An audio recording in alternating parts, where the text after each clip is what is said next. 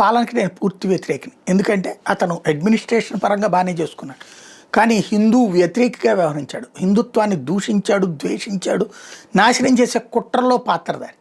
ఆ విషయంలో నేను ఆయనతో విభేదిస్తా, ఆయన వ్యవహార శైలిని ఖండిస్తా, ఆయన ఓడిపోవాలని కోరుకున్న వాళ్ళలో ఒకడిని.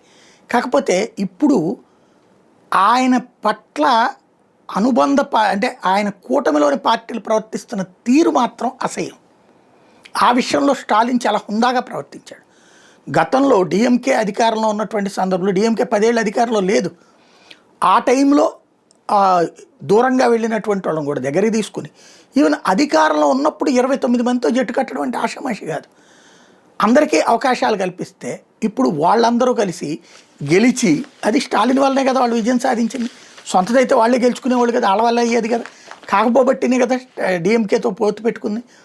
ఇప్పుడు కాంగ్రెస్ హ్యాండ్ ఇచ్చింది.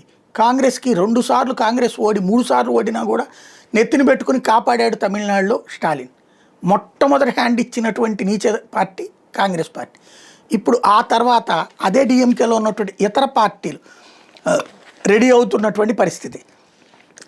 ఇందులో టీవీకే మినహా రాష్ట్రంలో సీట్లు గెలిచిన కూటములు 2 ఉన్నాయి. ఒకటి డిఎంకే, అంటే టీవీకే అంటే విజయ్ పార్టీ పోను డిఎంకే, రెండోది అన్నా డిఎంకే.